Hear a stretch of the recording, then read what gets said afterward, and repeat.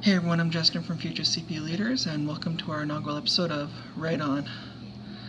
Today we'll be talking about that turd that just won't flush for the Trudeau government, the SNC-Lavalin scandal.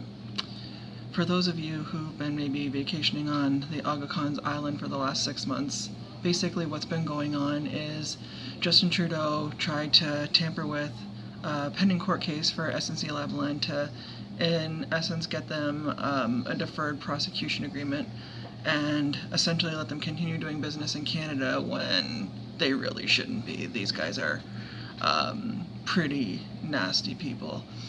And so Jody Wilson-Raybould, who was the current, or at the time was Justin Trudeau's Minister of Justice and AG, said no. She stood up for herself and said that she wouldn't do it and that she wouldn't ask for a DPA for SNC-Lavalin, and Justin Trudeau, essentially being Justin Trudeau and not liking to be told no, decided that he wasn't going to take that from her. And so what he did was he started to circumvent the legal system and get people from the PMO to get involved and basically try and get his way like he always does.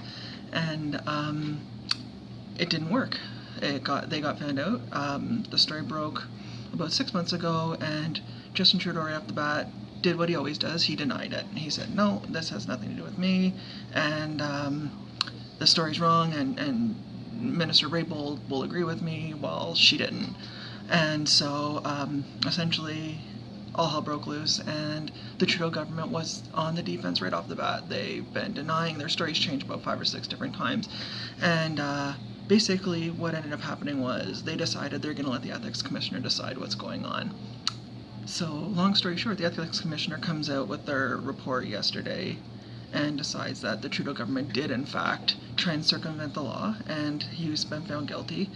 And so now Justin Trudeau, again being Justin Trudeau and not liking being told that he's wrong, has said that while he agrees with the report, he accepts the report, he doesn't agree with it, that he did nothing wrong. So the message that Justin Trudeau is essentially putting out there is basically, if I think that it's the right thing to do, I don't care what the law is. I'm just going to go ahead and do it anyway. Great role model. Anyway, so now, basically what's going on is Andrew Scheer, Jagmeet Singh, pretty much everyone in the world is asking Justin Trudeau to apologize, to acknowledge what he did was wrong, and let the ethics committee go forward with an investigation. But again, we've seen how that turns out with the people who just constantly prop Justin Trudeau up on the committee. They're never going to allow anyone to investigate this any further. But what we have seen that's quite interesting is the fact that Justin Trudeau basically, since 2015, was bulletproof as far as polls go, and there's been a huge decline since this has happened, and to the point where for a while the Conservatives were in the lead. And it's starting to balance out a bit, or it was starting to balance out a bit until SNC broke again, so it'll be quite interesting to see going forwards what happens in the polls. Now, there's still 10 weeks till an election, so this obviously, if the Conservatives and the NDP have their way, and the Green Party, of course, they'll keep this in the public minds all the way till October. But again, we know how that usually works. If this had have happened in September, it would have probably been a larger election point. But that's not the case. The case is that Justin Trudeau and the Liberal government have a particular brand of hypocrisy that really aggravates me. He got elected on the whole doing government differently, sunny ways nonsense, and all we've seen basically since then is Justin Trudeau's basically been found guilty twice by the ethics commissioner for breaching the laws, ethics laws.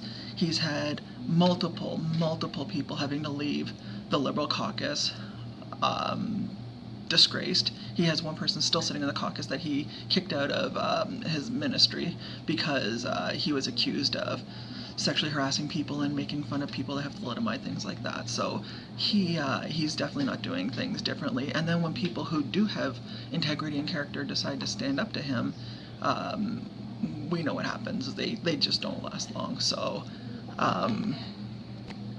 where do I think that this is going to lead? Unfortunately, as far as the polls go, I'm not entirely sure. As I said, if this will make a big difference, but I think that what's happened now is that people are starting to see the real Justin Trudeau. They're starting to see the Justin Trudeau that is used to getting his own way all the time. They're starting to see the Justin Trudeau that enjoys being surrounded by sycophants who just do nothing but agree with him. Um, Government has not been done differently under this Trudeau Liberal government. And I think that it's a huge dent in the armor of the Trudeau brand. Though let's be honest, the last election was essentially, I like to tell people, almost like a Saved by the Bell election, with the Liberals being led by Zach Morris and the Conservatives being led by Jesse Spano. We had good ideas and we had probably the most competent, capable person to run it, but people don't necessarily want to hear great ideas when they're being promised that they can have more money in their pockets and they can have infrastructure projects and that their taxes aren't going to go up. But we know how that's gone. So Zach Morris is the more popular of the people and probably will get elected most of the time. But we know that high school elections usually don't end up with us only having one class a day, and the Trudeau government didn't come through with their promises either. And so, unfortunately, Justin Trudeau is still quite popular. But again, I think that we've now seen who the real Justin Trudeau is, and if anything comes from the SNC-Lavalin scandal, I think that that's a huge deal. That we know now that Justin Trudeau isn't necessarily this holier-than-thou politician that is going to come and clean up politics in Canada. So I think that from that standpoint, this is something that is going to be damaging to the Liberal brand in general.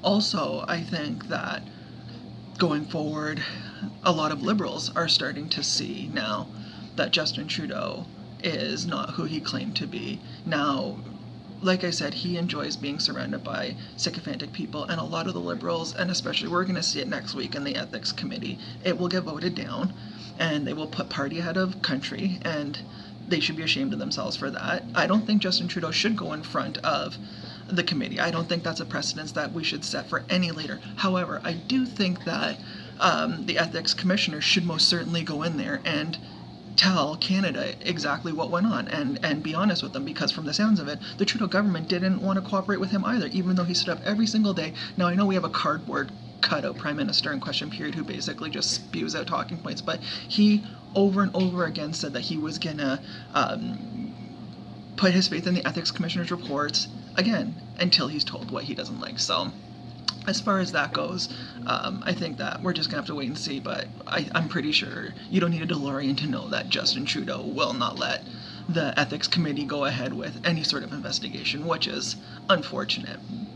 So I think that the SNC-Lavalin scandal will probably, unfortunately, fizzle out, and it will not lead to much more other than us finally getting a pretty good idea of who Justin Trudeau is. And that is a person who doesn't like hearing no, doesn't like being told that he's wrong, and will not admit when he's made a mistake. I find it so funny that he apologizes for atrocities that have been committed years ago, and these things were awful, and people should apologize for them. However, we never ever hear him apologize for the screw-ups that he commits himself. So I think that when people look for a leader, you need to be able to admit when you've made a mistake and actually admit it. It can't be this whole crazy Liberal talking point. Whoever's come up with these talking points should be fired. But I accept the report, but I don't agree with the report. That's just nuts. I don't think that Liberals believe it. I think the guy writing it must just be thinking to himself, oh my God, I can't believe I still have a job. But we need to really look at what Justin Trudeau is, and he's just not what he promised that he would be, and that's quite unfortunate, because I think that no matter what, we love Canada, and we hope that Canada is going to be successful, and Justin Trudeau has just absolutely bombed in his mandate of making government different. We're now an absolute joke with a lot of our allies, and we're in debt until my great grandkids will be paying that one off. And we know what Justin Trudeau's promises are worth, and the talking points just aren't going to fly this time. But like I said, unfortunately, I think SNC, if anything, it's going to teach us who Justin Trudeau really is, and that is a typical politician who breaks his promises, doesn't like being told no, and refuses to admit that he's wrong. Anyway, that'll be it for today. Join us for the next broadcast of Right On, which should be in about 2 weeks. I want to see how the ethics committee goes. If anything interesting happens, I probably will maybe make a new video after that, but I'm not anticipating it. So I think it'll be about 2 weeks from now, and the election should kind of be starting. We'll be talking about that a bit more, and how the Trudeau government has really been circumventing their own rules of campaigning. But the SNC broke, so this is what we talked about for today. So anyway, don't forget to follow us on Twitter. I'll put the link in the bottom, and check out the website. We've got 5 questions every 2 weeks. We've got a lot of the key race profiles and are getting to know the Conservative candidates, which has been really fantastic to do. So don't forget to check those out, and thanks for watching. I'll see you next time.